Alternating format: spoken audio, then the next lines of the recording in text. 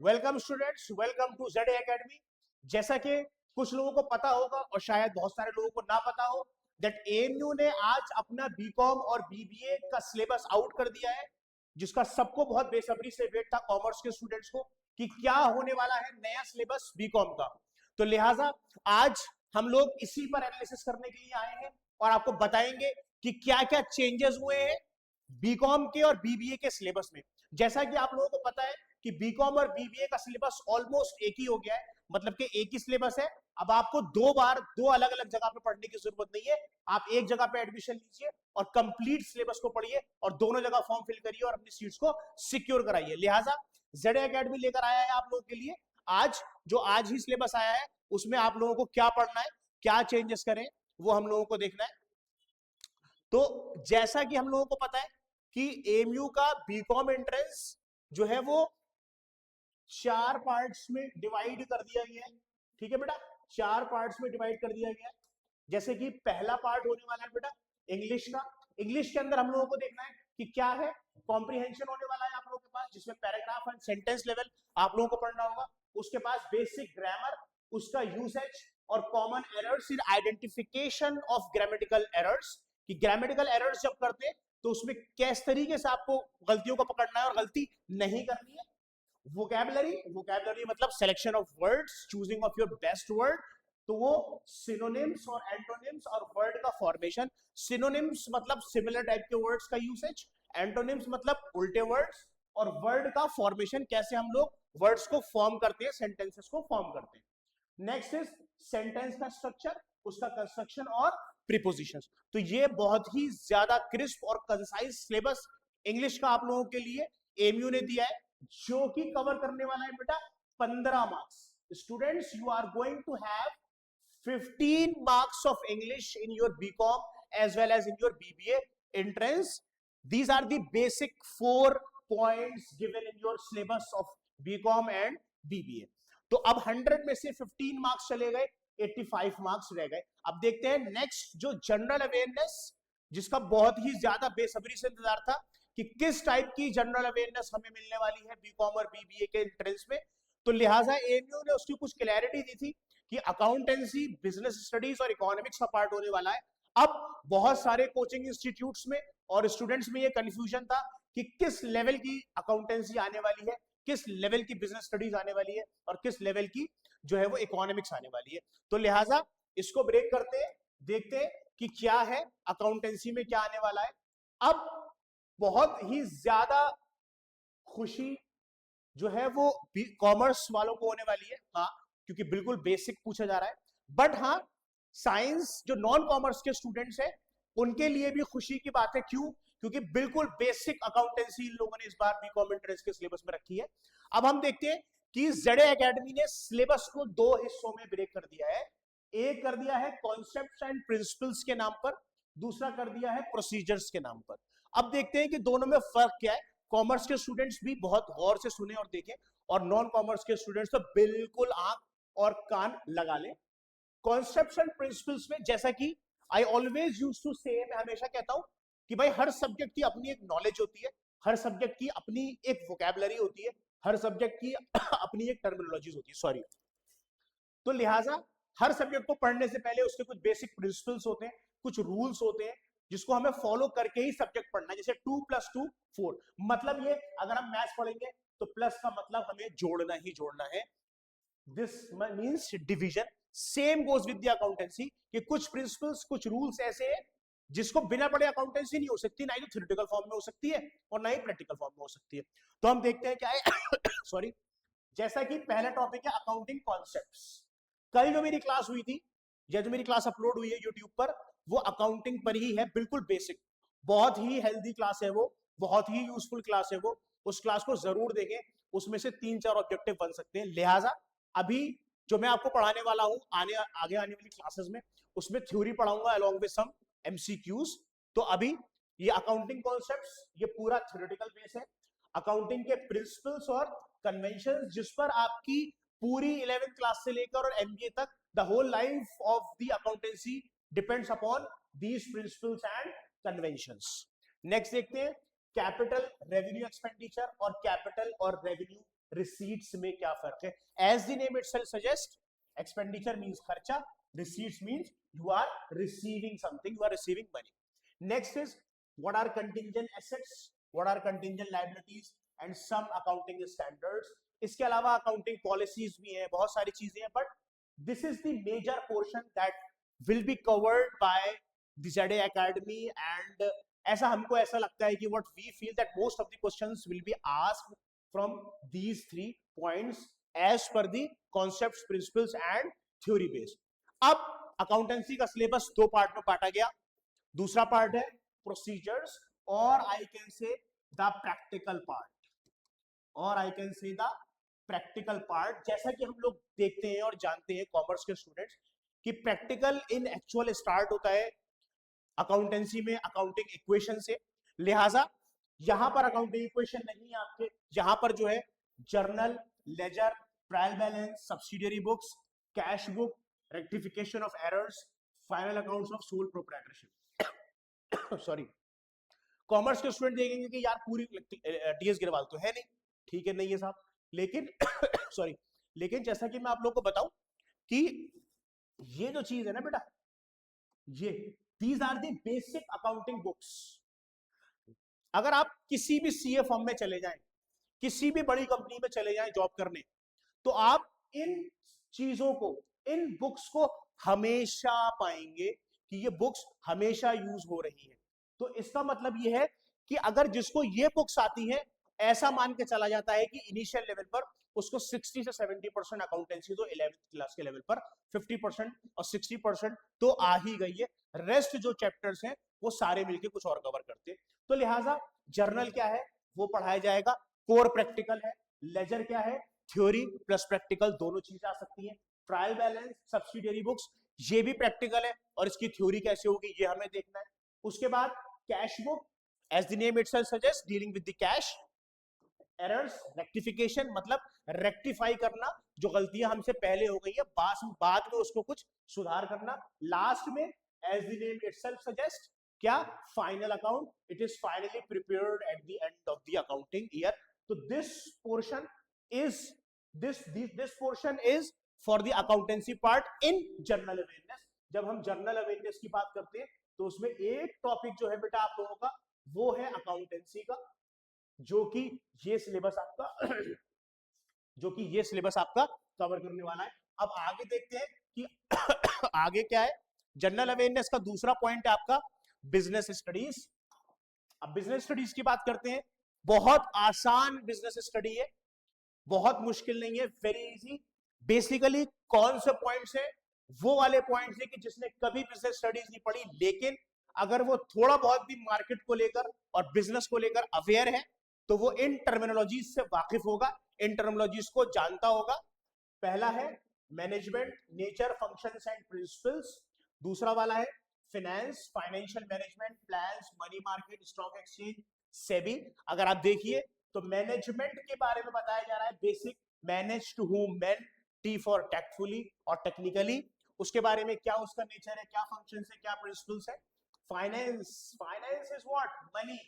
You all know that finance is money, so we have to deal with the financial management, your plans, money market, stock exchange, NSE, BSE, है ना, ये सारी चीजों की. Nifty हो गया, SEBI is securities exchange board of India. Very common topic, very prevalent after corona, कोविड-19 कि बहुत सारे इन्वेस्टर्स इंडिया के अंदर बहुत तेजी के साथ राइज हुए. मतलब 9th क्लास से लेकर और 8th क्लास से लेकर जो भी मोबाइल चलाना जानता है वो ज्यादातर लोगों को देखा गया है कि वो लोग इन्वेस्टमेंट कर रहे हैं शेयर मार्केट के अंदर. तो ये पूरी चीज उसी से डील करती है, बहुत ही कॉमन टॉपिक है, घबराने की नॉन कॉमर्स स्टूडेंट को जरूरत नहीं है. Next one is very important. जैसा कि ZA एकेडमी खुद अपने आप में इंस्टाग्राम पर, अपने आप में टेलीग्राम पर, अपने आप में फेसबुक पर, लिंक्डइन पर, यूट्यूब पर अवेलेबल है, तो इट्स ऑल अबाउट मार्केटिंग. तो marketing is very basic thing. अगर इंसान को खुद अपने आप को भी बताना है मार्केट के अंदर कि मैं क्या हूं, तो वो अपनी आप की मार्केटिंग करता है.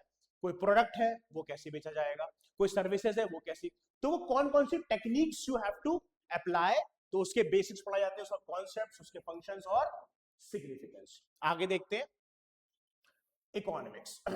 तो जनरल अवेयरनेस में दूसरा टॉपिक आपका यहाँ पर खत्म होता है, जिसको हम कहते हैं शॉर्ट फॉर्म में बीएसटी और फुल फॉर्म में कहते हैं business studies. Sorry, next one is economics. Economics के अंदर कंज्यूमर और producers equilibrium, demand and supply. मतलब बात यह है कि नॉर्मल अगर किसी की फैक्ट्री है तो वो इस चीज को बेहतर समझ पाएगा, लेकिन अगर किसी की फैक्ट्री नहीं है तो ऐसा नहीं है कि इकोनॉमिक्स नहीं पढ़ सकता, या किसी की कंपनी नहीं है तो ऐसा नहीं इकोनॉमिक्स नहीं पढ़ सकता। ये आपके डेली यूसेज की चीज है। Economics is very interesting topic. Commerce के स्टूडेंट जानते हैं ये वाली बात, नॉन कॉमर्स वालों के लिए मैं ये वाली बात कह दूं कि इकोनॉमिक्स बहुत इंटरेस्टिंग और बहुत डीप टॉपिक होता है। इसके अंदर आपकी जिंदगी में जो आप डेली करते हो वो चीज होती है। जैसे कि मैं आप लोगों को बहुत छोटी सी मिसाल बताता हूँ, डिमांड की और सप्लाई। अब आप सब मानिए अपने आप को कि आप लोग सब कोई प्रोड्यूसर है या कोई मैन्युफैक्चरर है या कोई किसी की दुकान है। तो जब आप अपने आप को सेलर, प्रोड्यूसर या मैन्युफैक्चरर मान के चलोगे तो आप ये मान के चलोगे कि जो भी आप प्रोडक्ट बना रहे हो वो ज्यादा से ज्यादा महंगे से महंगा बिके, ठीक है। और आप जब खुद शाम में अपने घर पर सामान लेके जाओगे तो आप इस थिंकिंग के साथ जाओगे मार्केट के अंदर कि आपको सस्ते से सस्ता और अच्छे से अच्छा मिले। तो this is a fight between demand and supply. ये बिल्कुल बेसिक सी चीज है, बिल्कुल बेसिक सी चीज है कि जब you being as an owner, being as a manufacturer supplying the goods, बेच रहे हो तो चाह रहे हो महंगा बिके, और जब आप ही शाम में सामान खरीदने चाह रहे हो तो चाह रहे हो सस्ता मिले। तो this is demand and this is supply. तो ये आपको पढ़ना है। For the non commerce students के लिए मैंने डिफाइन कर दिया, but commerce student knows this concepts. Next is market forms and its price determination. Market form कैसे? मोनोपोली, सिंगल सेलर, जैसे कि रेलवे हो गया, इलेक्ट्रिसिटी हो गया, वो कैसे चलता है, वो कैसे अपने प्राइसेस को सेट करता है।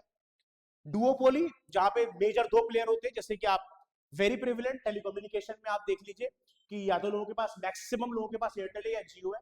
तो डुओपोली जहां दो सप्लायर है, वो कैसे सामान को देते हैं और कैसे प्राइसेस को सेट करते हैं। तो setting of prices is called price determination. Perfect competition, where there are large number of sellers, large number of buyers. कोई सी भी कॉमन चीज जिसके खूब बेचने वाले हैं और खूब खरीदने वाले हैं, सेम प्रोडक्ट नहीं है बट सिमिलर प्रोडक्ट है, होमोजीनियस प्रोडक्ट है, वो प्राइसेस कैसे सेट करेगा। तो ये सारी चीजें हमें इसके अंदर देखनी है। National income, money and banking, government budget. Government budget आप सब लोगों ने देखा होगा कि लड़ाई ही पार्लियामेंट, लोकसभा में, राज्यसभा में जो विंटर सेशन है वो गवर्नमेंट के बजट के ऊपर ही चल रहा है। अपोजिशन बजट के बारे में उल्टा बोल रहा है, मतलब कि अपोज कर रहा है, और गवर्नमेंट उसको फेवर कर रही है। तो गवर्नमेंट बजट के बारे में पढ़ना है कि what are the estimated incomes of the government. क्या एस्टिमेटेड इनकम्स होने वाली है गवर्नमेंट की, गवर्नमेंट के पास कहां से पैसा आने वाला है और कहां गवर्नमेंट खर्चा करने वाली है। तो ये गवर्नमेंट बजट हो गया। Money and banking, money and banking is what, ये आप देख रहे हो कि बैंक क्या रोल प्ले कर रहा है, कितने तरीके के बैंक है, बैंक क्या करता है, मनी एंड बैंकिंग, पैसा। एंड नेशनल इनकम, बहुत सुना होगा कि कंट्री की जीडीपी बढ़ गई, कंपनी की जीडीपी गिर गई, तो कंपनी की, सॉरी कंपनी कह रहा हूं, कंट्री की जीडीपी बढ़ गई, कंट्री की जीडीपी गिर गई। तो जीडीपी बढ़ना घटना ये सारी चीजें किसका पार्ट है, नेशनल इनकम का पार्ट है। तो this is the third topic of the journal awareness. तो मैं अगर इसको समराइज कर दूं तो ये कहूंगा कि जर्नल अवेयरनेस आपके 25 मार्क्स कैरी करने वाला है, 25 मार्क्स, जिसमें आपको बेटा अकाउंटेंसी मिलने वाली है, बिजनेस स्टडीज मिलने वाले हैं और बेटा इकोनॉमिक्स मिलने वाला है। तो ये तीन पोर्शन मिलाकर आपको क्या कवर करेगा बेटा, ये तीन पोर्शन मिलाकर आपको 25, तो 15 नंबर की आप लोगों की इंग्लिश हो गई और 25 नंबर की जीएस हो गई।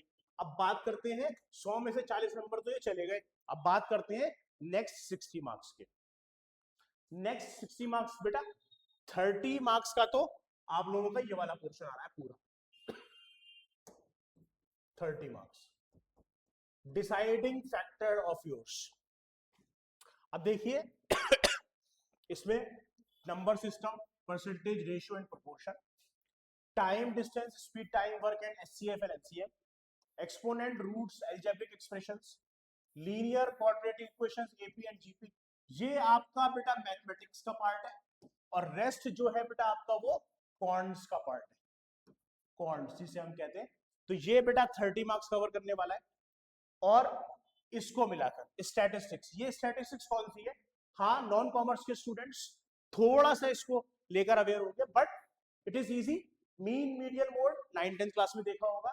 Dispersion, range, quartile, mean, standard deviation, relative dispersion, coefficient of variation, correlation, index numbers and probability. तो ये आप लोगों का बेटा दो पार्ट, मैथमेटिक्स बेसिकली क्वांट्स और स्टैटिस्टिक्स मिलाकर आपकी मैथमेटिक्स कवर कर रहा है, विच कवर्स योर 30 मार्क्स। तो 100 में से 15 मार्क्स की इंग्लिश, 25 मार्क्स की जनरल अवेयरनेस, 40 प्लस 30 70 मार्क्स गए। लास्ट 30 मार्क्स की बात होगी, फिर हम इस सेशन को एंड करेंगे। अब लास्ट का जो 30 सेशन आता है बेटा, वो आता है किसका? रीजनिंग।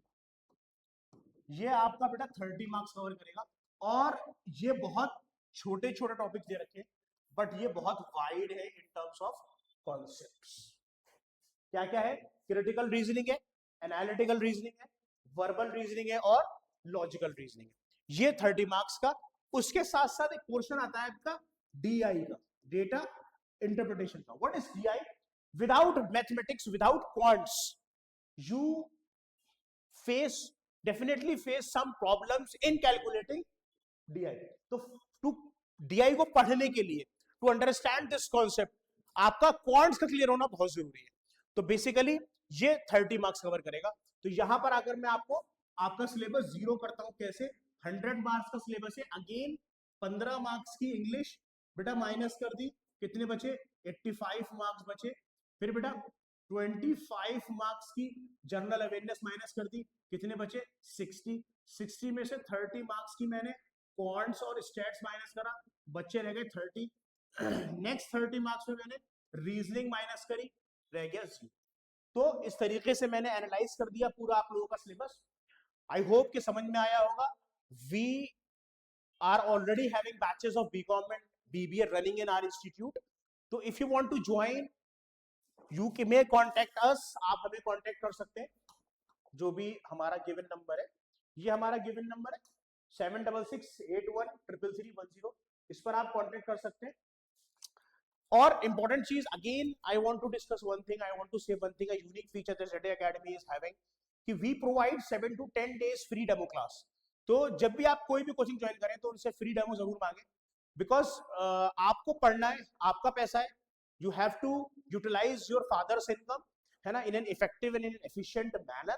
आपको अपने पैसे को यूटिलाइज करना है। आपको ये देखना है कि कौन से टीचर्स आपको बहुत अच्छे से पढ़ाकर समझा पाएंगे और आपकी सीट को सिक्योर करा पाएंगे बीकॉम में या बीबीए में। तो आप इस गिवन नंबर पे कांटेक्ट कर सकते हैं, क्वेरी कर सकते हैं, और हमारे यहाँ 7 to 10 डेज का डेमो ले सकते हैं। आई होप सब चीजें समझ में आई होंगी। किसी भी क्वेरी के लिए कॉल करें। Thank you, thanks a lot.